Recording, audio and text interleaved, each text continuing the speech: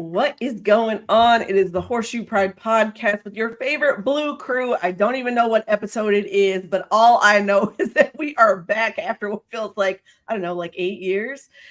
Chip just raised his glass because, he's a high roller like that. I've got some water. That's about it. Nothing too crazy around here. But what's up, guys? It's good to see all of you. I feel like it's been so long. Yeah, it's been a minute. I mean, we've been doing our thing on PSF, but Yeah, but I feel other like than it's that, been it's a been minute for yeah, like us to do stuff on yeah. our podcast. So Yeah, Nah, this is that's a home. fact. This is home. Yeah, it's been a minute since we've been home. yeah. Yeah, last time we all talked, we Hi. weren't atop the AFC South, so it's What? crazy. Yeah. It I feels like know. it's been forever. What is Facts. happening? What's up, Sarah? Sarah, what's up? Like it's Sarah time from the top row, beat the trash Titans. Yeah, It I'm is with that it. week. I'm with it. Hey, listen, I just got off a Titans podcast, and y'all, those Titans fans are like, they were lit in those comments. Like every other comment was like F the Colts and this, that, and the other. That's crazy. Titans Meg, are that's gonna run the because that's score all up. they have, Meg. All they have is beating the Colts up the last 7 It's years. tough being big brother, man. You just Listen, ever that's see the Hey, fight. listen. I told them, I said, if I had gotten beat 11-0 by one guy and I finally just started getting my licks back, yeah, I'd be talking too. Like, I would say all the things. Listen, man, it's like I always tell everybody in the AFC South. If the Titans beat us, if the Texans beat us, if the Jaguars beat us, it's their Super Bowl. They drop the confetti for those games. They celebrate like they won the Super Bowl. I don't know if they get a trophy for that game, but they sure as hell celebrate like they got one, and they hang a banner in their stadium that says beat the Colts 2022, 2020, whatever. That's just what they do, man. That's their Super Bowl. That's their championship game, because they've never seen one, whether never seen a real Super Bowl. I think the Jaguars are the only team or I guess the Titans have seen the AFC championship, right? Yeah, because they went to the Super Bowl. But I mean, other than that, like, What the Jaguars seen the AFC champ? Well, the I actually seen 2017 one, but they've been a finalist. Blake Bortles. Yeah, they played in the AFC Championship when it was them and the Patriots in 2017, I believe. Yeah. They've been to a Saxonville. couple of them actually, yeah, but they still suck. I mean, like I said, their Super Bowl is when they beat the Colts. That's their Cheeks. Super Bowl. They are cheeks. Yeah. They have a few rings from the Colts games. That's about But it. they've done it the last several years. Yeah, so they got like Hopefully they got get like back to them. they got like 3 rings. It's cool. Their ring just says Couple Jaguars beat the Colts on the side. I That's the only, cannot. that's the only ring that I ever see. Same with the Titans. That's the only ring that I ever see is Titans beat the Colts. It's cool though. It is what it is. But listen, man, we got a packed show. Well, not necessarily a packed show today, but we got to talk about some things. It's Titans week. You already know how this goes. Colts versus Titans. We got a question about that game as well. But first, we're going to start off with beef with B&B. It's usually beef with Ballard, right? But now, beef with Ballard and Bradley. So we're starting it off here. Oh, that's what this was about when I saw this in the group chat. Yeah, that's I was what like, that's Mhm. about. I was like, Let me who's get this right. Bradley? Let me get this right. Yeah, beef with B&B. So now, what beef do y'all have with Chris Ballard and Gus Bradley? What's the beef with these guys? Oh, I'm waiting for this. Who's got? Go ahead, Kev. Kev got some beef. Sorry, guys. I was sharing the links to the show to my socials.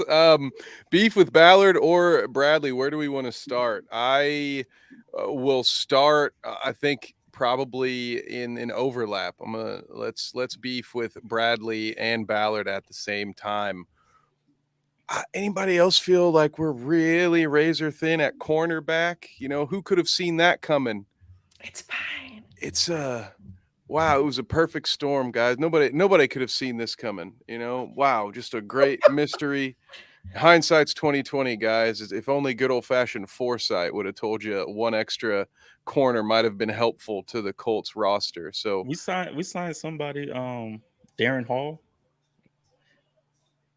Don't do that. Sounds great. That's great. I mean, That he In might be true a top Ballard 5. You fashion. see Chip's Who? face shift, didn't even make a face. Like, no, Be a top 5 corner in the league. I don't know. he was off the street, bro. To the practice squad. He ain't seeing nothing to Sunday. But finish up, Kev. My bad. No, you're good, and I kind of agree with Boom. Like, who are we finding that's worth playing it? What week is this? 5? And you just didn't, no offense, but wasn't on a roster up until then, and then now. So I don't know. I just feel like this is something this team should have addressed earlier. I understand the whole idea we were going to stay young there. I get it too, but I felt like same thing with wide receiver. It's just if one or it doesn't take much, and this is a team that's dealt with injuries before. You feel like you want to be able to actually have enough bodies to cover those positions. So that's my beef, guys. I very confused at how we handled the defensive backfield situation this year. I was Go ahead, Chris. I was kind of sad, when I saw Dallas Flowers go down. And what sucks even more is I just watched the game again on all 22, and because I was looking at specifically the defense, and I got to the play where Dallas Flowers, and all he did was stick his foot in the ground, plant, and push off. And the thing that sucks really bad is I know that feeling all too well. I tore my Achilles in 2016, like right before my son was born, or maybe it was right after he was born. I don't know. All I know is it was right around that time. And actually, it was right after he was born. Yeah, it was right around that time. And just seeing that, because it looked like he got shot and just fell. Like that's how it looked. And I was like, damn, man, damn. And then we go get Darren Hall, who was, I think he's like 25 or something like that. He played for the Falcons for like 2 or 3 years. I think they let him go. And my thing is like, we went after a corner that the Falcons didn't want, because he was a rookie. Like I think they drafted him or something like that. But oh my God, man! But like you said, Kev, who would have saw this coming? Who could have saw this coming? Mystery, I mean, man. at least we still got Chris Lamons or whatever his name is. Right, man. Right, man. maybe. Don't do that. Don't do that. Because listen, this is not a slight to Dallas Flowers. Like, I hate the guy got injured, but it's particularly on brand for Chris Ballard to go all in on a guy and then something unexpected happens, like an injury or the guy doesn't pan out or whatever else. He's like, betting on the team and gets suspended and cut. Yeah, so let me say this. Isaiah Rodgers, similar situation, not here. Dallas Flowers now gone to injury. Okay, fine. You made some assumptions on the offensive line last season. Didn't work out great for you. Like, this is so on brand for Chris Ballard. And I get it. Like, it's not my job. I'm not a GM. I don't particularly know how hard it is to go out and evaluate talent per se. But this is his expertise. This is his job. A scout. Right? Like, that's what he was, a scout. He should. Yeah. So like some of these choices have really just like, really, Chris? Like, really? And what sucks is Flowers was playing well. Mm-hmm. Yeah, I mean, let me say that it's not that Flowers was playing bad. That's not what I'm getting at. No, it's just the fact that it like right on cue. It's like, all right, so about this cornerback room, Darius Rush is gone, right? Like, you cut ties with him because of Jalen Jones. But the thing is, what was the point of drafting that many corners if you were just like, oh nope, just let the guy go? Like the whole reason you were drafting so many corners because you needed the depth, you needed the bodies. Like, what? Like, if that was the case, you could have just done what you've been doing, picking guys up off practice squads and off the streets and everything else, and just, hey, can you play? Can you run backwards? Great, come on. Like, you could have just did that. So I'm actually close to giving Ballard a pass on the offensive line. Because Ryman has proven a lot of people wrong. Yeah, he's balled out. Returned to form. You got Kelly and Smith out there. Ryman and Smith are actually highly rated right now. And Fry seems to be settling in. That offensive line looks like it could be returned to form, and last year was an aberration. They said a few more weeks of doing what they've been doing. I'd be willing to say that. So offensive line, okay. But yeah, the D-back situation, maybe it was always going to be that way. It was going to be young. It was going to be thin. They're going to be on an island, and you lose two starters pretty close together. A little bit of slack, but not a ton. Hey, and Ryan Kelly has actually been, I think, like the top rated center or interior lineman.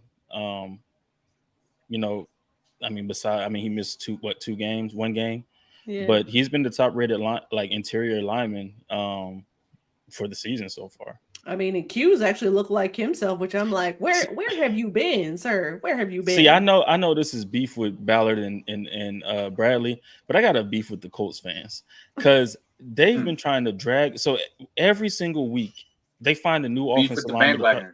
Yeah, they try to find a new offensive lineman to drag. And Braden Smith has been playing very well this season. Just so happens he got beat a couple times by probably one of the greatest defenders that ever played defensive line in Aaron Donald. Like it's Aaron Donald. It's Aaron Donald. How dare you get embarrassed by him? Then people want to say, "Oh, well, Q got his ass whooped by Aaron Donald too." Guess what? We didn't. Aaron Donald rarely lined up over Big Q, and when he did, it was like a run. It was a couple run plays and stuff like that, and they got the best of each other. Like it wasn't like Aaron Donald just dominated him. Right. Aaron Donald mostly lined up over Fries, Smith, and Blake Freeland. Yeah, he chose easier. They put him in the easiest spots to get back to the quarterback. Yeah. And people were saying, "Oh, well, he got his ass whooped." No, he didn't. He did not. He didn't. Q has actually been very solid. Like I think last week he was very good in the run game. The weeks before, he's been one of the top rated offensive linemen in pass blocking. So it's like the running backs aren't getting yardage just because they they're seeing the holes and they're doing their thing. No, Ryan Kelly and Big Q are literally road grading. They're creating holes, and I give it up to Fries too. He's doing his thing also in the running game. So yeah. So what other beef we got with? Well, I guess mainly with Bradley right now. Like what's the beef with Gus Bradley? Why are you gonna throw a zone at Matt Stafford? Man, that's my beef with Bradley. Hey, Chip, we was talking about that all game. Like it was like, how you got Matt Stafford and you have Sean McVay coming in the building. But I think he was great masterminds. I think he was expecting us to get pressure on Matthew Stafford. Their offensive line was beat up, and we just didn't get pressure. Like if you got to get pressure, you got to get pressure on Stafford. Listen, I don't like the Colts playing zone at all. Let me just be the first to say that. No. I know. I don't like it. It's fine. It. You know what's crazy? It's fine that we play zone. It's fine that we play zone, but you have to be exotic with it. And that's my beef, is that like it doesn't look very exotic or things like that. So, like it just feels like a lot of guys guessing what the football might go. So that's what I was going to say. The game-losing play was Kenny Moore. Miscommunication. Yeah, miscommunicating because you're in the zone and you don't get the handoff, and they have a walk-in touchdown. I mean, Kenny Moore's not a zone guy; he's a man guy. The thing is that so. And I hate to do this because it's Juju, and I love Juju. But Juju has messed up a lot in the defense. I mean, just from what I've seen, and I could be 100% wrong because I don't know. He hasn't been on the field though. But Juju, I mean, he's been there. He's been there the past 3 games. No, I'm talking about from the beginning. Oh yeah, I know. But what I'm saying is like I'm not in the meeting room, so I don't know exactly what he's supposed to do. But there's some times where it seems like he doesn't carry his zone. Like he'll stop his zone short and allow somebody to get behind him, and then he'll point for the safety to get to him. There's a couple times where like it just seems like there's a lot of miscommunication in the secondary, and even on that one play with Puka Nacua, when Kenny Moore did whatever, he did that late as hell. Like that was late as hell. He did it after the ball was snapped and they're both in their back pedal, and I think because the way everything was lined up, I think he thought Kenny was going to carry with Puka, and he would just go down and take, Tyler Higbee on the low out route. And I think what Kenny was saying is switch it. If he goes upfield, we switching this. And because even when, like, if you look at the end, he's pointing at, like, he's telling Juju, like, you're supposed to be there, like pointing at Puka. And but so wasn't Juju on the outside though? If Juju was lined up on the outside, but so is Puka though. Like, so it was Puka and then Tyler Higbee, and Puka was running the clear to clear out, and then had Higbee running behind him. And there was a couple times before where, like, there was one time where Kenny Moore carried upfield. Then there was times when Juju carried upfield. It's just a matter of, like, their communication. And I just think it got lost in the sauce. Like, it just got lost in the sauce. And I mean, it sucks, but I mean, part of me puts it on Bradley, but then also part of me puts it on execution of the play, because it looks like there's a lot of things that didn't get executed properly. Because that one where Puka had, like, behind Shaq, like, he got behind Shaq, and it just looks like, when you go back and look at it, it's like Shaq in the middle and everybody else on the outside. There's no way in hell Shaq is going to cover this wide zone. Anybody for that matter, is going to cover this wide zone in the middle of the field. What happened? What happened to the days when you have one go-to receiver and you put somebody on that receiver wherever they go on the field, and you just cover them and make them beat you? You don't do that in zone anymore. Yeah. I mean, here's the other thing. They're all young too. Like, this communication thing is part of it is on them being young. Right. And I mean young in age and young in time spent together, right? When you have a time to gel, when you are 10, 12 games in, when you are 2-3 seasons in, like, okay, like, yeah, you'll pick up on those nuances. You'll pick up on those, oh, that's my assignment, that sort of thing. But it is Kenny Moore, a bunch of rookies, and some dudes who play special teams who are now playing corner. Like, and you're expecting them to, like, have it all together. So I think, like, let me say this. If you remember last season, it took Gus Bradley a while to kind of figure out, like, what worked on for his defense and what didn't, right? Like, fans were very frustrated with Gus Bradley early on because the Colts were a hot mess express anyways. But they felt like, that Gus Bradley wasn't utilizing that defense to the best of its abilities early on, even despite them keeping the Colts in some games that they had no business, obviously being in. But I think that, again, you're talking about a secondary that's essentially very, very young. Lots of guys who haven't, again, either played in the corner position full time, or they're just super young. This is their first year in the league. So I take all this with a grain of salt. Are Colts probably going to get beat in their secondary a lot this season? Yeah. So I'm okay if they just get beat. They're covering somebody and they get beat because they're young. That's going to happen. But I probably just have PTSD from the last few seasons with the Colts on 3rd and 12, giving up 13 yards. Oh, of course. Over and over. Oh, that never fails. That is, it could be 3rd and 26, and the Colts are going to give up 40. Like, or a penalty that gives them the first down. I'm saying, like, you just know it's likely going to happen. Like, those are the things that I feel like it doesn't matter who the defensive coordinator is. It just happens. It just seems to follow the franchise. But I mean, with Gus, and part of me also with Gus Bradley, Gus had been cooking the first 2-3 weeks, and then he gets toasted by Matthew Stafford. And like I said, I just think it's a lot of miscommunication in the secondary, and our line wasn't really able to get home, even though Hurricane Deo, he took the field. He took the field, and you know what? He's playing against the Titans this weekend. We'll see what happens there. But a lot against the Titans this weekend too, with Kwity Paye being out. But I don't know, man. We'll see. I just hope they got into film, which I know they did, but I hope they corrected, those issues, the miscommunications when they got into film. I hope they corrected Juju, because maybe he messed up. I don't know. I just seen a couple things where it's like, damn, I think if we're in cover 3 or cover 4, you're supposed to be back. There's no reason you should be playing in the middle. And then a receiver is downfield. I understand they threw the ball underneath, but you're supposed to be back there, not right here. So, once again, I don't know. As long as they don't make Tannehill look like Matt Stafford or Lamar Jackson, They've seen some of the best quarterbacks they're going to face all season already. Now they're going to go to stretch where they're going to face some really good defenses. It'll be a different challenge. But teams of the past would make Blake Bortles and Sage Rosenfels look like MVPs. As long as they don't do that, it'll be okay. Those are some names. Charlie Whitehurst. Charlie Whitehurst, yes. Those are some names. Yeah, So we had one comment about about from a legal guardian saying, "Hey guys, it's my first stream.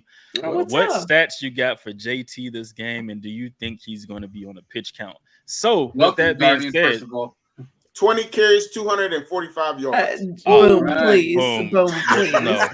Please. But now we're going to go into this because Jonathant Taylor has returned. He, was activated off the PUP list. He practiced this week with the team. He went through the walkthrough on Wednesday, had his full practice on Thursday, and another full practice today. It's looking like he will be activated onto the roster come, Sunday. Listed as questionable. He's questionable. Today. Yeah, he's listed as questionable 50%. officially. So, personally, from my stat line, I'm not going as crazy as Boom. I do think he's going to be on a pitch count.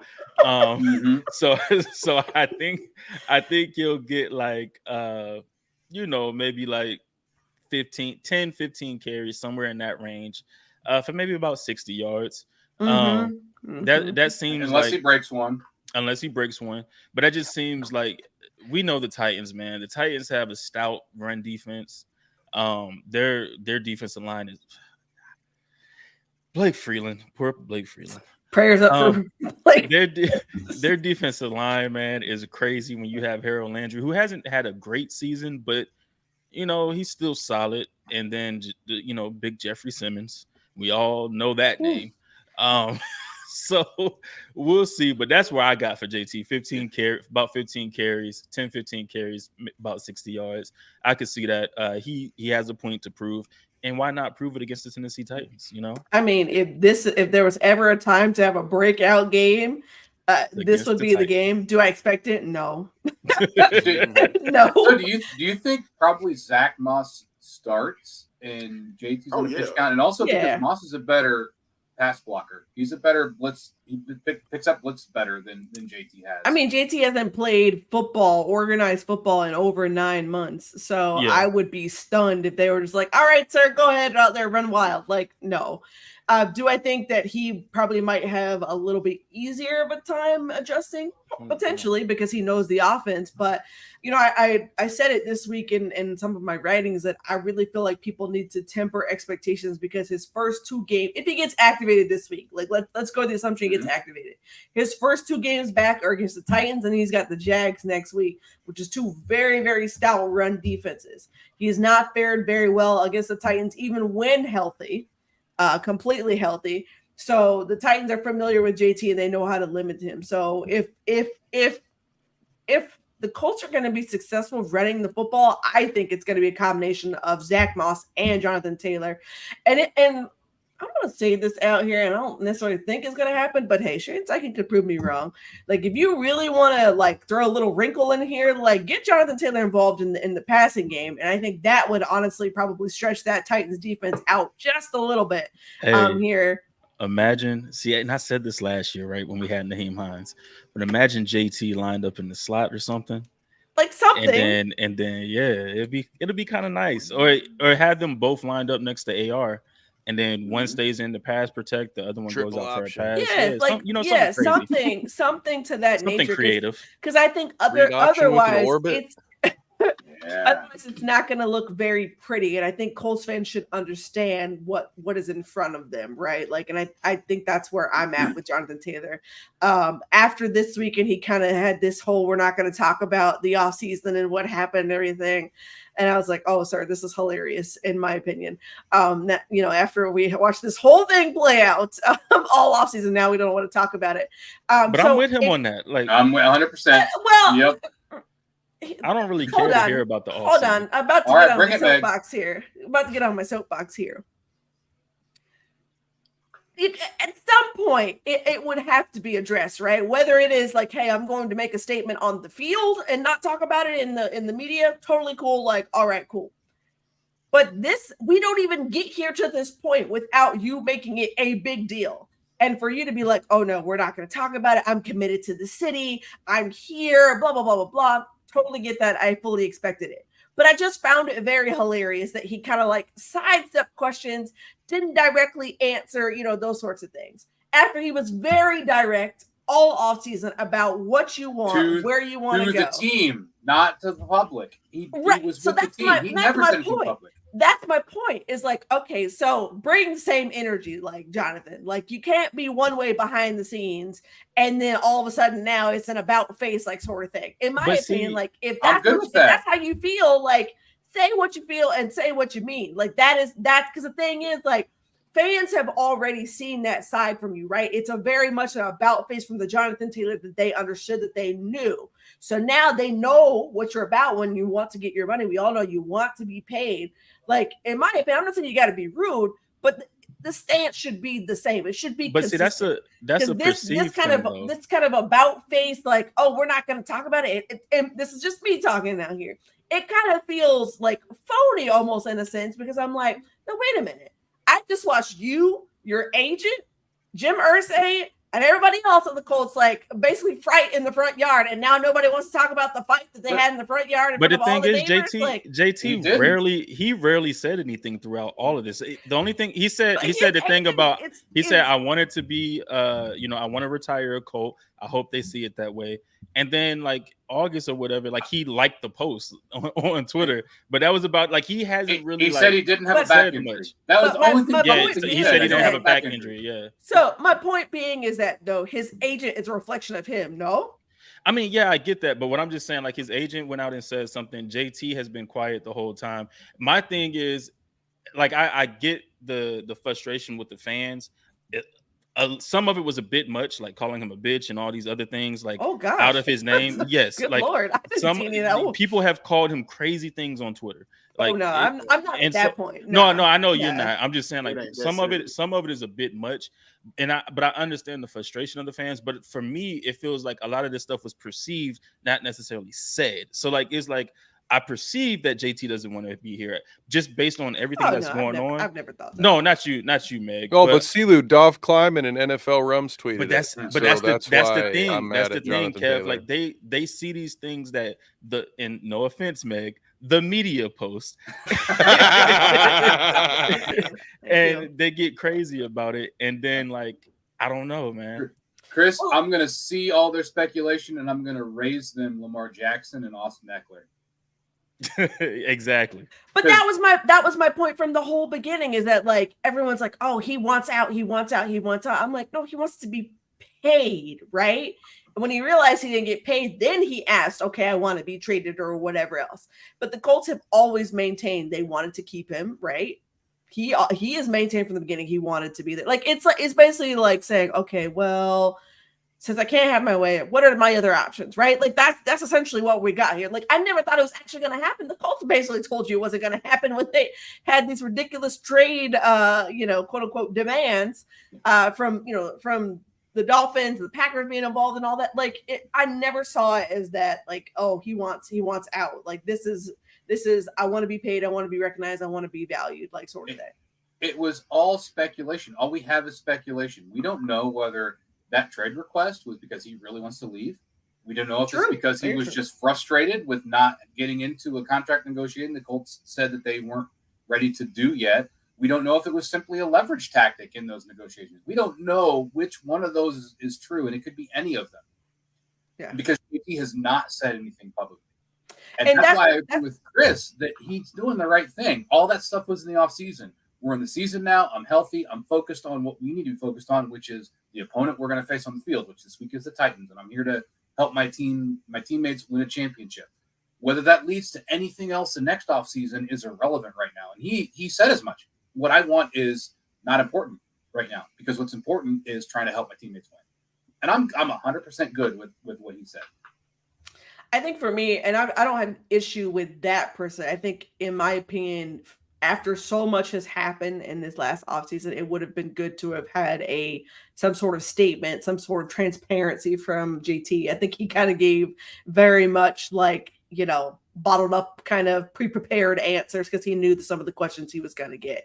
But I think it would have helped him. This is just my personal opinion. It would have helped him in terms of like, hey, some transparency with the fans, transparency with the city, that sort of thing. He tried to kind of hint at that, but hey, I want to win a city a championship, those sorts of things. But I think fans were looking for, more of the kind of the true, the honest, like sort of, thing from Jonathant Taylor. Because my point I'm getting at is that the perception has been very much different than the Jonathant Taylor they knew last season. So to have this current version of Jonathant Taylor standing in front of them has got to be like, whoa, this is weird. It's different. But let's think about it from his perspective, because it's a business for one, and this is how he provides for his family. And two, it is an absolutely terrible market for running backs right now. And he got put in a bad position to try to be the flag bearer for improving things for the running backs. And he's got to deal with all of that. And I don't blame him one bit for not addressing that, because he still wants to get paid, and that's completely reasonable for him to want to get paid after this season. That's what they're there for, and I think his best course for doing that is being quiet about all of that drama, not feeding the drama, and just going out and playing. So that's why I'm totally fine with the approach that he took. That doesn't mean the drama won't come back at some point in the season or in the off season. Mm-hmm. But to me, he said the right things. He's healthy. He's ready to get back on the field, and he's looking forward to being committed to his teammates and helping them win a championship. Yeah. And it's just a reflection of his agent at the same time. I feel like his agent dropped the ball with just how to approach the whole situation. Like you said, Chip, he could have easily just been quiet, and said just to, he could have been short and been like, hey, I'm here to ball, we'll talk about the contract when we talk about it, but right now I'm here to ball. And he could have just really kept it at that. Of course we want to see him get paid because he deserves it. When he's healthy, he's a damn monster out there on that field. Like, teams have to literally prepare for him because at any moment he can break one. And they've seen that his first 2 seasons. So, that's something that I feel like the agent could have literally played off of. Hey, let's get your ankle back right. We go get you paid, but we can't approach it right now because it could be an ugly situation. So let's get you healed. And, let me handle the money part. You get out there and you ball. Could have played it like that. And all this mess really could have just been avoided. JT picked that agent to do what that agent did. The problem is, I think, that agent was in way, way above his depth. He was weighing over his head and completely screwed the pooch. Yeah. Even if JT brought him in to force the issue, he did it in the worst possible way. I think he saw Shaq get paid and that agent be the reason Shaq got paid, and then was like, let me go with him. Because have y'all seen the other players that his agent represents? Shaq is the highest player. I think it's Shaq, David Njoku, Titus Howard are the top two. Everybody else is like David Njoku. He has David Njoku too. He does. Yeah. Mm-hmm. But that's kind of still Shaq. Still Shaq is probably the Shaq highest profile. Shaq is the highest paid, but yeah. Outside of really that, he doesn't have like no other superstars. So it's like, did you expect him to just get you the highest paid money just because? He's got MMA athletes? He got a lot of MMA people. Mm-hmm. Yeah. But and I'm kind of with you, Chip. Like, I'm not mad at really how JT went about things this offseason. You got to force the issue. But we've stood tall on, like, we didn't think JT was getting traded. Like, there was only a few options that he had. He didn't really have any leverage. We didn't think he was getting traded. Although everybody's like, oh, well, JT don't want to play for y'all. JT don't want to play for y'all. And he might not want to play. Like, he might not want to play for the Colts. He might not want to be in Indy anymore. Like that. Yes, that is possibly true. But the thing is, based on everything that's been said by the local media, the relationship has gotten better. The relationship has gotten better. I just have beef with the national media, Meg. That's all. I see. Just because you're not that, Meg. You are that, but you're not a part of it. You're not a part of those. You keep it real, Meg. I do keep it real. There's like a Venn diagram, Meg, and like you're in the good part. you know, but where there's like an overlap, you know, so it's, But like from the local media, they say like, you know, things have gotten better as far as the relationship with JT and the Colts. Now, granted, I don't know, like that whole press conference is crazy. I don't know how much y'all had talked about. My son was getting picked up, so I had to step away for a little bit. But everything that's getting talked about, especially with that press conference, yeah, it seemed a bit weird. He gave a lot of work interview question or answers. Like those were the type of answers he gave, which I expected. Like I didn't expect him to get into contract stuff. I didn't expect him to get into anything that happened this offseason. But one of the things that is weird is that when they asked him, does he want to be in Indy, he kind of just skidded around the question, which cool, I get it. But a lot of people are taking that at this point and like, oh, well, he doesn't want to be here. He's just playing so he can get paid next year or whatever. Which again, cool. My thing is, if he doesn't want to be here, that's fine. There's a bunch of running backs in the draft next year, like a ton of them that are very capable. I'm not saying they're JT, but they're very capable. The one y'all got at Notre Dame, Kev, Esteem, he's nice. Mm-hmm. Yep. So like, there's a bunch of running backs, man. So like, but if he does want to be here, pay him. We keep him and MPJ for the next five years. Like it is what it is. But I don't know, man. Like at least he's committed to this season. Like he's committed to right now. I mean, he's literally almost contractually committed. I know that, but I'm just saying, like he's committed to. It sounds like he's committed to getting out there and performing to his best ability to make sure that he's given an opportunity. And that's all the Colts really wanted from him in the beginning. Exactly. And I think that's to Boom's point is like a lot of this could have been avoided. Like I totally get it, Jonathan. You want to be paid. Like we all get it. And I think was it Zach? I think that mentioned it that like his issues with the Colts started last season when he was brought back too soon from his injury. So that's where the mistrust began. Like I get that's that. Where I was going to go, Meg. He even kind of hinted to that, like within that press conference, not necessarily like last year, but just making sure he had said something to the point of he had been working with the trainer. And see, that's another thing. It seemed like everything inside those walls were cool. Like everything inside the Colts organization, as far as like where they practice at their facility, everything was cool. He talks to his teammates. He's had conversations with the training staff, with the organization. But he did say something that was kind of like, it kind of hinted to maybe being rushed back too soon or not having the right stuff to make sure everybody was good to go. Like people were good to go or properly being taken care of. Yeah. Because he had said something about making sure that everybody was good to go. Everybody was able to get healthy and get back on the field and stuff like that. Yeah, and I think that's where a lot of this kind of like, okay, mistrust, like y'all need to take care of me, you know, that sort of thing, value me started, right?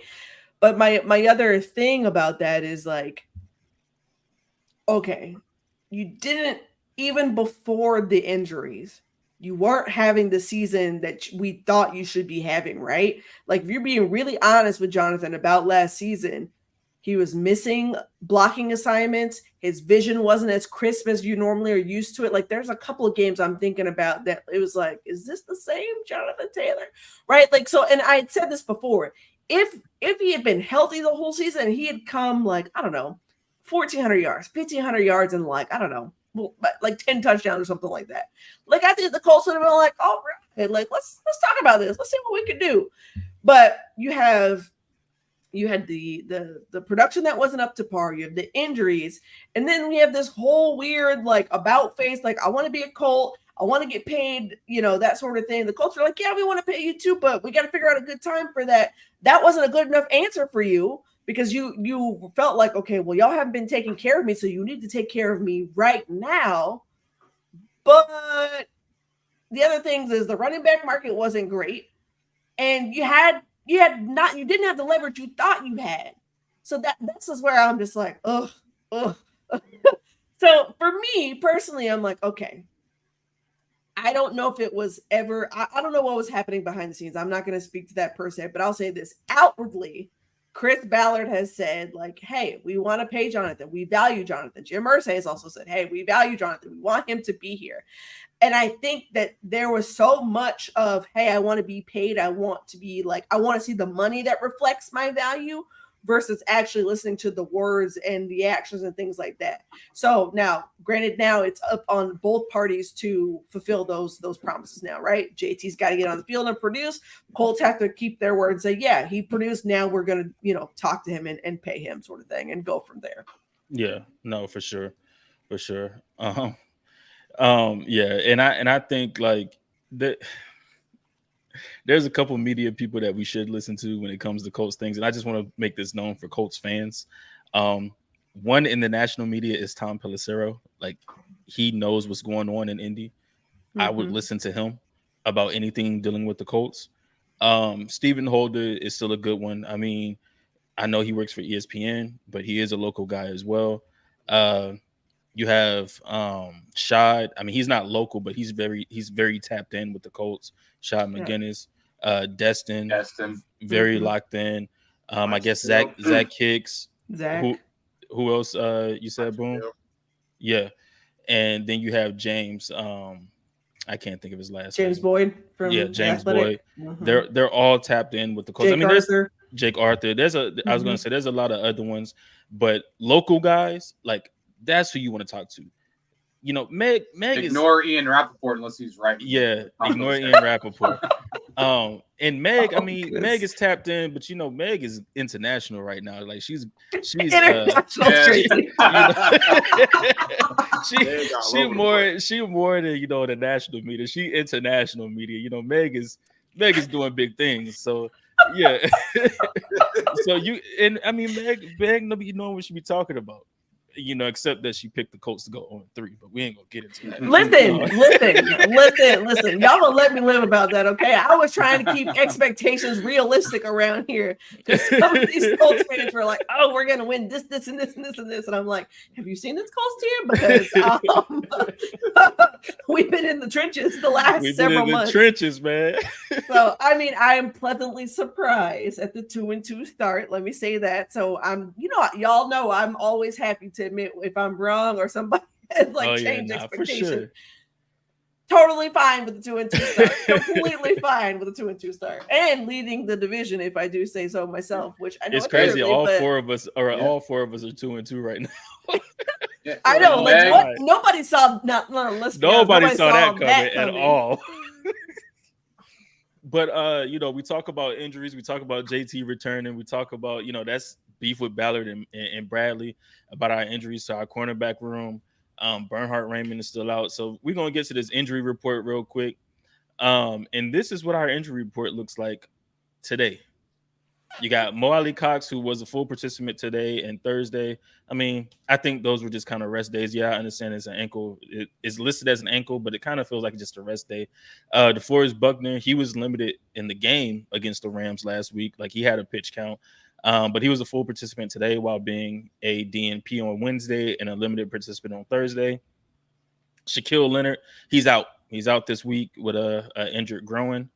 Tyquan Lewis, knee. Hey, listen, Tyquan, the past 2 years have been very rough with them knees. Mm-hmm. So I am completely okay with him missing practice and just logging a walkthrough day. I'm cool with that 100%. Quentin Nelson, same with Big Q. Q will probably log one full practice a week this whole season. It's still play. So yeah, he's listed as a toe, but he actually went out of practice with a hand. Yeah. So he may be dinged up more than just that toe. Yeah, but I'm completely fine with Q, not being at practice or logging 1 or 2 practices a week for the full season, and as long as he's playing on Sunday, I don't care. Then we got Kwity Paye, concussion. We know he's out. Bernhard Raymond will miss his second game. He's out. He was a limited participant today, so that lets us know that at least next week we're looking at possibly getting him back. Then Ryan Kelly was full all week, and Jonathant Taylor, of course, was full all week and is listed as questionable. Ryan Kelly did clear concussion protocol, so he will be playing. So we're without one of our 5 linemen this week, which is better than what it was last week. But man, who is the biggest on this list that's not going to play on Sunday? Huh? Kwity Paye. Kwity Paye, you think is the biggest? I mean, it's a toss-up between him and Ryman, but I'm going to give it to Kwity Paye. I'm going. Because our defense lives and dies on getting pressure on the quarterback. Yeah, but I mean that's what Sampson's for, and Deo has proven to be able to get a lot of pressure. I hope Buckner's not on the pitch count this week because we're gonna need Buckner this week. Sampson, my thing with Quiddy, and while he's leading the team in sacks right now with I think 3, I need him to learn some more pass rushing moves. He can he'll bull rush the hell out of the right tackle, and it's effective. But I need him to learn some rips, some swing moves, some spins or something to get back there to the quarterback. But I agree. Quiddy might be one of the biggest one, but I'm going Bernhard Raymond. We saw Blake Freeland last week against Aaron. I mean, it was Aaron Donald though, so I mean, I get it. But but oh man, with Harold Landry and Jeffrey Simmons, like it's like back-to-back weeks you're in the fire. And what's crazy is last year against the Broncos, Bernhard Raymond got thrown into the fire and it looked bad, the first 2 weeks or whatever. Then he started getting his footing up under him because got to get used to the NFL. Maybe Freeland, I mean, he's athletic enough, but he kept giving up the inside, and you can't give up the inside. Like he kept giving up that inside swim move to Aaron Donald, and it was terrible. It was bad, but hopefully he learned. I trust our offense to scheme around that more successfully than our defense scheming around losing its pass rush. Yeah, that's for sure. I definitely could see Shane scheming something up. Kev, Meg, who y'all going with? I'll stick with you, Silu, and go Raymond. I do also think Quiddy Pay is going to be a big loss here, but yeah, in the discussion that I had in my Rivals podcast earlier this week with my friend James, who's a Titans fan, he says that they're planning on rushing 4 against us a lot because they believe they can get home with those 4, and it does kind of scare me for us to have left tackle out, and you guys already touched on it, so I'm going to stick with Raymond. But I'll just, I guess, to add something to the conversation, I'll say one that might look big that to me personally doesn't feel very big would be Shaq being out this week with the groin, just because of how well Zaire's played. And if you speak of pitch counts, when we were talking of DeForest Buckner, and Shaq has also been on a bit of a pitch count, so that one I don't think will be as felt. That one might be one that a more casual fan across the league sees that. They're like, oh no, Shaq's out. Colts better look out. It's like, no, we've been playing a lot of defensive snaps without him as is. So that one doesn't scare me. Longest speed makes all of his contact inside the sidelines. Yeah, within the white lines. And that's what's crazy too, right? Because 2 years ago, seeing Shaq out, it'd have been like, damn, Shaq is hurt. Mm-hmm. Now it's like, somebody else will force a fumble. That's fine. Yeah, like Other somebody else do that now. Somebody else can get up in there. Like, and EJ Speed, they really like the combination of Zaire Franklin and EJ Speed on the defense. So like, and I've came around. I've seen the light after seeing him play.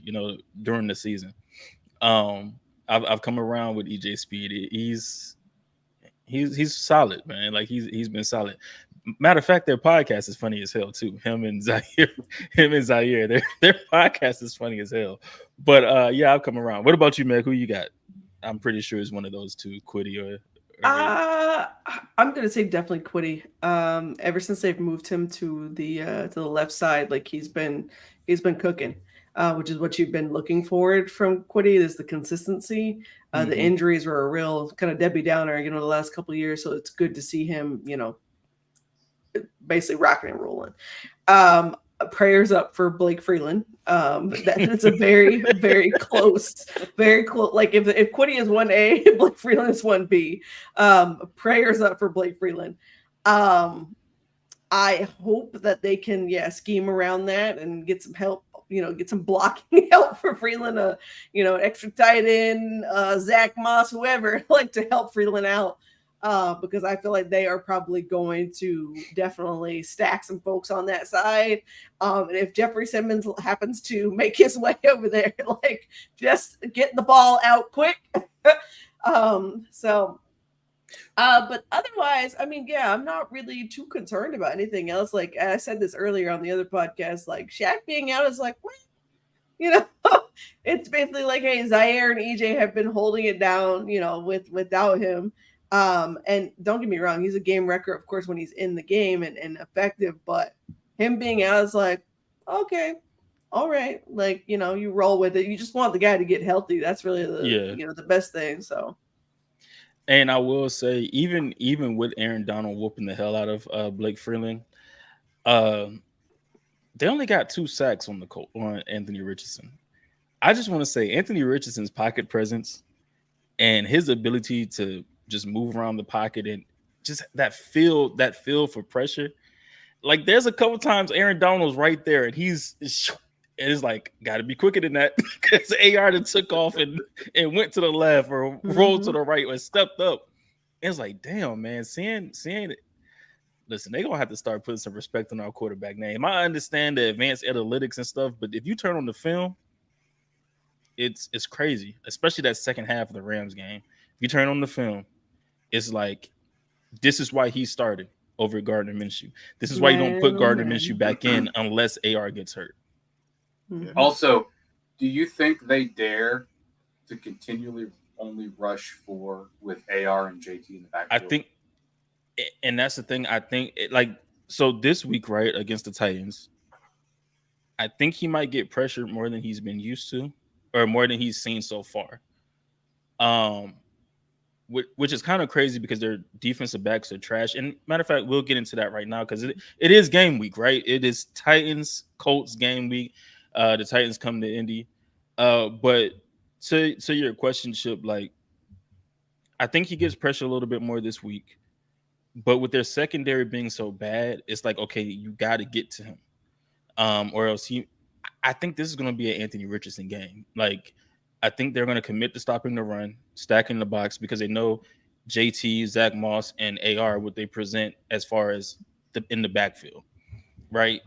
So I think this week it's going to be on AR's arm. And I mean, we saw what AR could do with his arm last week. He threw us back into the game. Like, he literally threw us back into that game. He had 2 passing touchdowns and converted 2 2-point conversions with his arm. So we saw that last week. Now I think he's gonna have to do it for 60 minutes though. While I mean, I think Shane to keep them honest, because I think he'll still call a well-balanced game. But I think the pressure's gonna be on that. AR is gonna have to make some of those throws that he didn't make last week, like the out route to Michael Pittman. Now, granted, it was a tad bit high, but I think a 6'5" receiver should be able to go up and get that. It went off his fingertips, and it looked like MPJ barely jumped. So had he jumped a little bit more or would have put his foot in the ground and went up, I think he comes down with that. We've seen Michael Pittman go up and get a ball. We know he has some type of hops. But there's going to be throws that he's going to have to make. That are going to have to get completed, that's going to have to get caught, because we're going to have to make them pay for stacking the box and leaving their DBs on the island. We got to make them pay. Yeah, I would agree with you, honestly. I was asked a question earlier about, like, how do you think that the Colts could win this game? And I basically said, yeah, I think, in my opinion, I think it rests on the shoulders of Anthony Richardson. Like, he's going to have to make some big boy throws. That Titans front seven is, they're ridiculous. And I think they're probably going to send the house quite a bit. I expect lots of blitzing. I don't know about this sending forward, like, I expect him to send the whole house, like, a lot, because he's a rookie quarterback. You've already seen some bulletin board material from, both teams this week or whatever else. And I think, there's going to be a lot of anticipation, of course, of playing this rivalry matchup. But I think the best thing Anthony Richardson can do for himself is be smart with the football, go through his progressions, take what that defense gives him. You don't have to be the hero. You could dink and dunk your way all the way up the field for all I care. But as long as you were, of course, ending with points, positive drives, things like that, like, the game will shake itself out. And here's the other thing, like, the Colts are all, and I'm just saying this, me being, transparent, the Colts are already exceeding expectations, not only by mine, because, hey, I had them starting like 0 and whatever, but but they're already exceeding expectations in terms of what people thought Anthony Richardson could do and or be. I think in terms of evaluating where the rookie quarterbacks stand, like if Anthony Richardson was healthy, I think he would probably be the talk of the town right now instead of CJ Stroud. That's not a slight to CJ Stroud. I just think Anthony Richardson was on that tear. But I think it speaks a lot to his growth that has happened in the first 4 weeks, is that he bounced back very, very well from any mistakes that he makes. He's made some phenomenal, like, wow, like, veteran throws that you want to see more of. And that, to me, that shows that Shane Steichen is trusting his rookie quarterback to get things done. I think some of that is Anthony Richardson taking a little bit of liberty, because there was definitely a throw last week where Aaron Donald was sitting in his lap.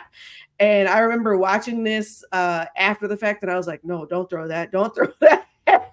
And he threw it above Aaron Donald, above another defender, and right into the bed basket of the receiver. And I was like, wow. Meg, Aaron Donald had him in his arms. Yeah. Okay. I was trying to be nice, but. And he was off the ground. Yes. And he threw that. He jumped all arm, 40 yards down the field to Alec Pierce. So, like, yo, what? Let me say this. I had already seen Twitter react to that throw because I was at a wedding. So, of course, I'm behind. I'm trying to trying to sneak and watch this game in between. And so I couldn't. So I had to wait till after the wedding was done and finally catch up. And I was like, what in the entire blue hell did I just see? That was a big boy. So, it was a big boy throw. Yeah. So tangent here. But as fans of just good football, same reason that I love watching Patrick Mahomes. Yeah. What we're going to watch in the AFC South over the next 5 to 10 years, with quarterbacks at least 3 of the 4 teams, we are in for some really good football, and it's going to be really exciting for this division. That's why I love talking about CJ Stroud versus AR. It doesn't really matter. They're going to do their own thing, and it's going to be really fun to watch both of them. CJ Stroud is putting up the stats. AR is carrying the team on his shoulders. You can make arguments for either one, but at the end of the day, you're suddenly watching really great quarterback play from the entire division, well, except for Tennessee. That's the point, though, right? Sorry, Chris, I didn't mean to cut you off. I was going to say, I think the Texans kind of knew, right, what they were getting with CJ Stroud. And to be very honest with you, I was stunned the Colts were able to get Anthony Richardson, because CJ Stroud was the one who I thought, okay, Colts are going to go out and get this guy because AR is going to be gone by the time the Colts even pick. So for the Texans to grab him, and not only grab him, but he's playing lights out like they hoped he would. He's kind of dispelling all those assumptions from college, much like AR is. That Ohio State quarterbacks are this and they're that and everything. I mean, CJ Stroud is playing some lights out football right now, not only for a rookie, but across the league. He's top 10, top 5 in certain categories. And I think if you're a fan of football, if you're a fan of the Texans, you're a fan of the AFC South, you want that upper echelon of competition. And I'm so grateful, and we were really blessed to be able to see not only CJ Stroud do that, but Anthony Richardson as well play some great football. This is great. This is the type of stuff that you've been hoping for the last couple of seasons. Because Trevor's coming into his own. And what made the 2000s so great was you had the Colts and the Patriots and the Steelers, led by really great quarterback play. And Phillip Rivers. And Phillip Rivers too. But it was those three primarily dominating that made it so amazing. And we have that in our own division. Looks like we're going to have that in our division for the next decade. We're going to have that in our own division and across the AFC, which is crazy because the quarterback play in the AFC is ridiculous. It's crazy. And to your point, Chip, about our, just our division, even seeing AR and CJ right now, and Meg too, when you said that they're both dispelling everything that we heard about them coming out of college. CJ is 3rd in the league in passing, or 5th or 6th, something in passing yards. I think he has 1,200 yards or something. And while AR only has 400 and something yards, he has 7 total touchdowns. He has 3 through the air and 4 rushing touchdowns. So it's and even in that Texans game, if AR finishes that Texans game, we're probably looking at that. We're probably getting a very good glimpse of what our division will look like in the next 3-4 years, because AR was already on pace to have a generational day. He had 2 rushing touchdowns within the first 3 minutes of the game. Man. He all but outscored the Texans for the entire game with the first quarter. He had 14, well, not 14. He had 12 points in the first quarter. First 2 possessions by himself. And I mean, and it was only going to get better after that. Like, I mean, I would imagine like it only got better after that. Just the way our defense played and the positions they put our offense in. So it's like, man, like just to be able to see that in our own division for the next hopefully 10 plus years. Not and also around the AFC, because you're still gonna have Patrick Mahomes, still gonna have Joe Burrow, still gonna have Tua, still gonna have Justin Herbert, still gonna have Lamar Jackson, Deshaun Watson, Josh Allen. Deshaun Watson may still, that Deshaun Watson we saw in Houston may still be somewhere in there that he brings out eventually for the Browns. Like the quarterback play in the AFC is just gonna be, it's gonna be tough. That's why I don't see why no big name quarterbacks want to go to the NFC, because I mean, it's kind of wide open. You got Jalen Hurts and then who?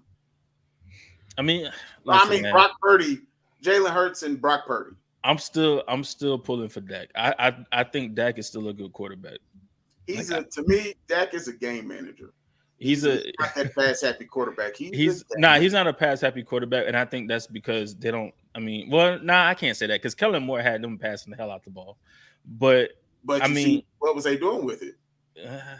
Highest scoring offenses in the league. I mean, they were winning. They're just losing in the second round to the 49ers. Listen, Dak is what he is.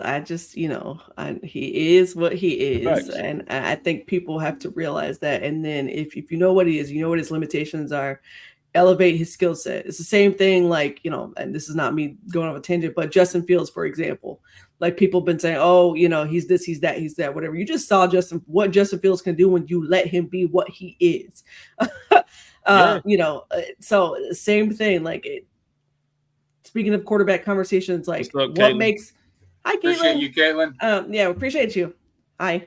But the same thing, that what makes Patrick Mahomes so great, you let him be what he is. Yeah. What makes CJ Stroud so great, let him be what he is. AR, like, let these quarterbacks be who they're going to be. Stop trying to make them something else. Like stop trying to make them something they weren't in college. Yeah. Like you can improve on things, but stop trying to make them something that they weren't. And that's why I think AR has succeeded so well, is that Shane Steichen said, okay, you know what, and he said it in his introductory press conference, I'm going to tailor this offense to the quarterback, right? Highlight his strengths. And Chris Ballard echoed him. He said, yeah, we need to get him some quick wins, right? And quick wins was literal wins, but also like, hey, can he hit a 20-yard route? Can he hit, a deep ball? Can we, use his legs to our advantage? Like, elevate his skill set. Like, I understand why that's such a foreign concept, because I feel like that concept is not just limited to football. Like, if you want the best out of an employee or whatever, find out what they do best and elevate that. Like, hello. Elevate that while you work on the things that their weaknesses are. Like, elevate these things that they're strong at, and then their weaknesses eventually going to come up. Like, eventually they're going to come up. And even with AR, right? Like, we look at the games with AR, and we know he has those wild plays. Like the throw to Josh Downs down the seam last week. The throw to Alec Pierce on the sideline with Aaron Donald in his lap. The throw to Mo Alley Cox with him falling down like this, throwing the ball. And hey, shout out to Mo for finishing, because that was crazy. Listen, I thought about you when I saw that play. I was like, I know Chris has to be screaming. I give props where props is due, right? Like when Mo did that, I said that's a hell of a finish by Mo. Like that was crazy. But it's just Carson Wentz-esque sidearm flip on the 2-point conversion. Yeah. That was sick. I don't like sidearm throws. Y'all know how I feel about those. But on that play, I was like, all right now. But even with him like even the one to the left when he stumbled and then still just flipped it out to Zach Moss. Braden Smith's foot. Yeah. No, I'm talking about the one to the left. Other way. Yeah, where he was escaping Aaron Donald on the 2-point conversion, and he just flipped it out to Zach Moss. And it's just like stuff like that, man. Like you can't coach things like that. That's instincts. But you can help him elevate that by just, putting him in the right positions to help him win, which coming back to the Titans, that's what I hope they do on Sunday. Because I cannot take another loss to the Titans. Titans fans are loud, and I get it, understandably. No, so. I don't get it. You ain't never won anything. I mean, listen, let me say this. A day in your life, you've never seen a parade. You've never seen a parade. Listen, You've never seen confetti fall from your stadium. Like never. Music City Miracle is all they got. You lost to the Rams in the Super Bowl because you were just this close. I've got a game of different inches. perspective because I remember when the Oilers went to Nashville and they owned the Colts until Peyton Manning came along, and then finally, I think it was 2002 or 2003 when they made the leap and they finally started winning division games, and it was at that point that basically it was all over for the rest of the division. But I remember before that when all the other teams beat up on the Colts. And then we had this long run where we just beat up on everyone. And now for like the last 5 years, it's been the other way around. And guess People what? getting their lick back. We still have a winning record against them. We do. Yeah. We have laid a turd for the last 5 years, and we still have the best record in the division over the last decade or whatever. I mean, nobody wants to talk about that though, because it's all about what the Colts aren't doing, and they're terrible. So let's do it now. And living in the past and everything else like that. So because until the Colts actually beat them again, they can keep jacking their jaws about beating the Colts. So we need to go out and do it this week. Yeah, and we would have beat them with Carson Wentz had he not been dumb as hell. But man, that play pissed me off because I'm like, yeah, we driving. All you gotta do is hit and then I see the play. I'm like, hit. I think it was JT. Hit JT or Mo because they were both like not in the same vicinity, but they were like both I know underneath. what play you're talking about. Yeah, and he forces it into double coverage on Michael Pittman Jr. and they pick it off. God, it wasn't double; it was triple coverage, if I remember correctly on that. And Kevin Byard picks it off, which is why JT and Mo Alley Cox were so wide open. Wasn't that just throw it to them? Like yes, it was an overtime. Yes, throw it to them, and guess what? We get 10 yards and a first down on that play because there was nobody within 20 yards of them. Yeah, JT was running down the bottom. Mo was up at the top in the middle, and Michael Pittman Jr. was down the field over in the corner, and he just like flung it like he just threw it and said, "Fuck it, Pitt go get it." We got to get our get back, man. I'm sick of losing to the Titans. We got to get our get back. So on this, Will Levis this weekend. Huh? What? I think we're gonna see Will Levis this weekend. Boom, please. I hope so. That Tannehill plays that bad. They pick Will. I mean, are we just well? Actually, Malik Willis is the second quarterback. So yeah, I know. Levis is emergency third quarterback. Listen, I hope we see Will Levis because he can't sense pressure.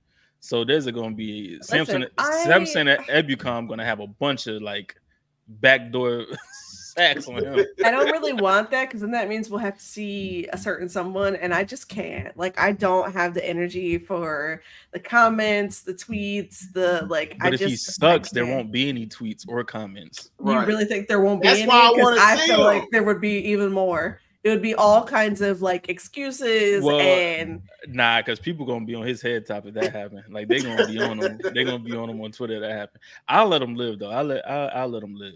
We built a relationship over the past few months. We ain't gonna let him live. Kev's so quiet. He hasn't even said anything. He's like coming up with this evil master plan. We've built like a love-hate relationship over the past few months.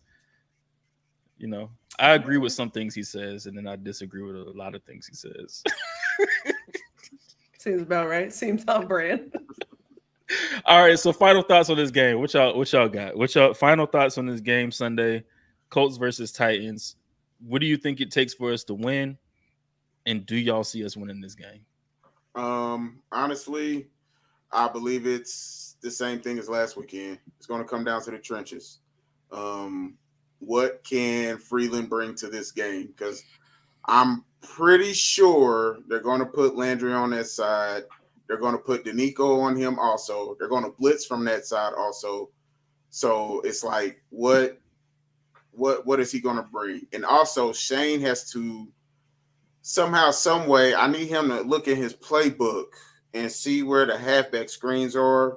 I need him to find those because clearly he didn't find those last week. So I need him to find those this week because clearly they're going to, rush a lot of people. So I need him to like kind of look into that. Find out where those are. And find those. I need him to find those because they're going to come. And with JT, with JT back, even I don't even want to say just with JT back, with Zach Moss, he might be able to catch some of those halfback screens. I'm pretty sure he can. But if you can get JT into that halfback screen, he's going to bust it. You got to use that. You got to keep the team. You got to keep that line honest. And that's what killed us last week is we didn't keep their D-line honest. We didn't have them having to possibly look for those screen plays, those halfback screen plays, because they can just rush upfield because we weren't doing nothing. But once you start running a halfback screen here and there, that defensive end has to kind of hesitate. That's just going to give AR more time, and boom, it just opens up the field more. So, like I said, it just comes down to the game in the trenches, and whoever has the best line in the game, both teams, both sides of the ball, is going to win. I can see that. I'm with that. So I want to let this be known. Harold Landry has 1 sack on the season. I'm over here looking at stats real quick. Harold Landry has 1 sack on the season. Jeffrey Simmons has 3. It's Jeffrey Simmons. Danico Autry has 4 sacks on the season. He's probably been one of their best pass rushers outside of Jeffrey Simmons. Actually, hold on. Let me see. Let me make sure. Speaking of beef with Ballard. So Travis Gibson, he has 1 sack. Jeffrey Simmons has 3. Danico Autry has 4. He's been one of their top 5 edge rushers or pass rushers this season. Well, I guess top 4 because a cornerback, I'm not really putting him in that edge rusher category or that category. What's crazy when I think and Arden Key has 3 of them. God damn. When I think about sacks, are they getting these sacks during a blitz or during a 4-man? I don't know. It don't necessarily like. I know that. Yeah. For me, that kind of. It matters. It matters. Yeah. Yeah. It matters for sure. I agree with you. The trenches is where we're gonna have to figure this thing out in. They have 3 guys with 3+ sacks. We got to figure it out. Like we got to make sure like we protect AR there. I don't know, man. Like, boom. Did you have us winning, or like, do you have us winning? I got us winning by 5. By 5. Okay. I do have us beating the Titans. I do have us beating the Titans for sure. We got to win this week. Must win. I'll throw this out there. If they avoid turnovers, they limit the penalties, 17 points wins this game. I believe that. I can see that. Hold on. Let me look at something real quick. Let me see what the Titans have done the past few weeks, because I don't think they don't score a lot. They did put up they put up 27 against the Bengals. Yeah. The Bengals don't have a solid defense right now. Yeah, the Bengals suck. Shit, they don't have a solid offense right now. They don't have a solid anything. Jeez. They put up 27 against the Chargers, but we know their defense isn't that good. And they put up 15 against the Saints. So they're somewhere around, because they had 3 points against who was the team that blew the doors off of them? The Browns. They put up 3 points against the Browns. So they're sitting somewhere probably around that 15, 17, points per game mark, like you saying, Chip. So yeah, I can see that. But our defense has to show up. Our defense definitely has to show up. Meg, Kev, what y'all got? Final thoughts. Sigh. I actually do have the Colts winning this one. I know, shocker. Boo is clapping. Good Lord. I was shocked. Man. I know. Wow, don't do me like that. No, I've got the Colts winning this one 28-24. This is one of those kind of like upset wins I had. I really feel like Shane Steichen might be the one to break the quote unquote the can't beat the Titans recently, thing that's happening. But I do think it's going to take some very, very clean football from the Colts. I do think it's going to take some definitely some beautiful shots down the field, as well as get the tight ends involved. Like obviously AR has brought that back from it felt like what was the grave of Andrew Luck, and using tight ends. But I mean, you've seen it, Kylan Granson, Drew Ogletree, Mo Alley Cox, like, yeah, you've seen that happen. I think if you can do that and eat up the middle of the field that way, like you'll be successful. Well, Mallory could feast this week if he's active. Yeah. I mean, I think that there's some opportunities there. So I have the Colts winning this one. But yeah, again, this is all on the contingent that, like, yes, they play clean football, because Titans D line is nothing to play with. So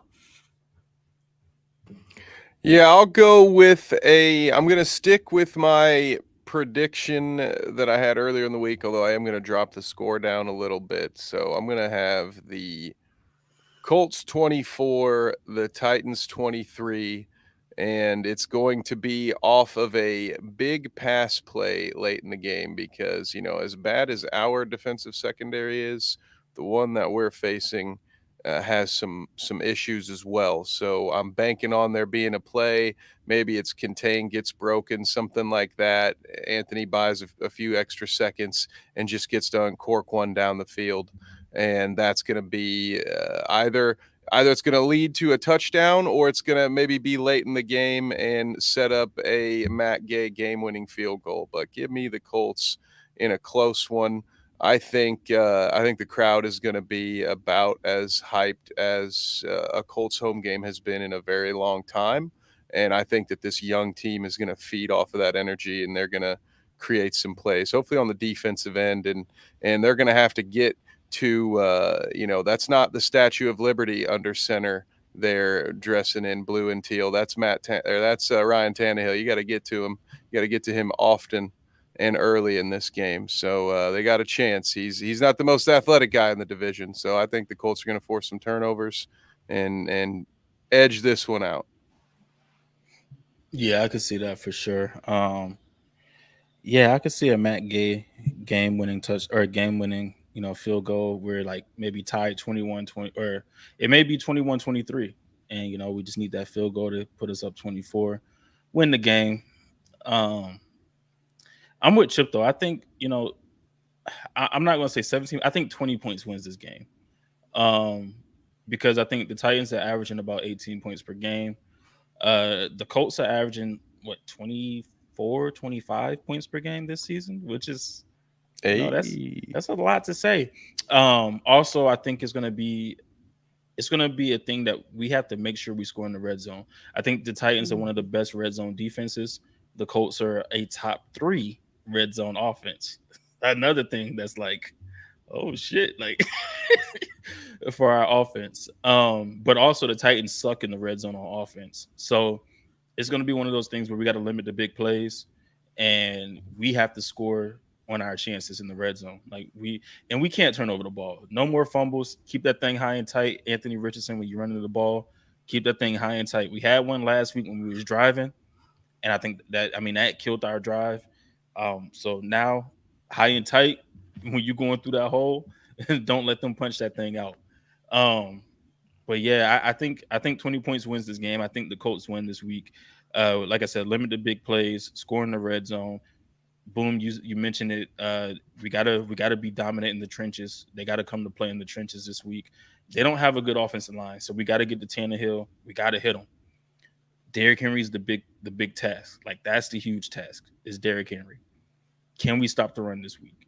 You saw what Kyron Williams did to us last week with the Rams. He ran for like 100 and something yards. Can we stop the run this week with Derrick Henry? We got to stop it. Zaire, EJ, y'all got to be on that. Everybody got to be disciplined. Fill your gaps. Do what you got to do. Win on those blocks. And if we stop the run, we force them to throw the ball a lot more. And if we force them to throw the ball a lot more, they're without Treylon Burks. All they got is Westbrook Akine or whatever his name is. Westbrook Akine. Yeah, and D-Hop. So, we got to get to him early and often, man. Got to get to him. Got to bring the pressure, bring the heat. I hope Gus Bradley blitzes a little bit. He did it a lot against Lamar. He blitzed, I want to say like 50% of the time against Lamar. we gotta blitz them a little bit because their offensive line is trash. Trash. Big trash. I mean, the whole Titans, they're trash. So, Oh gosh. you know, they're a dumpster. Titans suck. Did y'all have anything else before we head up out of here? Nope. Nah. Man, all right. All right, y'all. We thank y'all for watching. Thank y'all for tapping in. We will definitely be back sometime in the future. If you have join us during the game on the PSF app. Yeah, that's what I was gonna say. If you're interested to talk Colts football during the game, download the PSF app. It's on your Google Play Store, your Apple Store. Download the app. There's a Colts fan page that if you all join, we do live game cast during the games. We also have a show on there on Tuesdays where we're recapping the game. So be sure to tap into that as well. Like we're trying to get that community built as well because we need to get that active because nobody be active in there. So we got to get that pretty active. If you're here with us, we need to get you in as super fans over there. Facts. For sure. So Sarah, if you're still listening, download the PSF app, get on over there, and we'll definitely get you in as a super fan and everything. And you can probably message either one of us so that way we can just send you the app or whatever from whatever platform we need to send it to you from. But yeah, definitely get on there because it's a nice little app. I mean, they have their deficiencies, but they're working on it. It seems like they're still trying to build it up. But it's a good way to go through the game too. Yeah, facts. And they got a stat cast thing on there as well during the games, and all of that good stuff. So be sure to tap in with us on there because we are on there a lot. So for sure. But anyway, that's all we have for y'all. Hope y'all enjoy. And we'll be back. We'll be back soon. We're not going to keep y'all waiting. It's been a minute, I know, but we're not going to keep y'all waiting. People been busy, man. We all got lives. We all do different things. But yeah, until next time, man. Y'all be easy. Peace. Hey, Gallop, King Henry, you're a jester now. We're gonna treat you like Uncle Fester. We're gonna put you on hush mouth, Tennessee. Take this L. Show it. I love you, boo.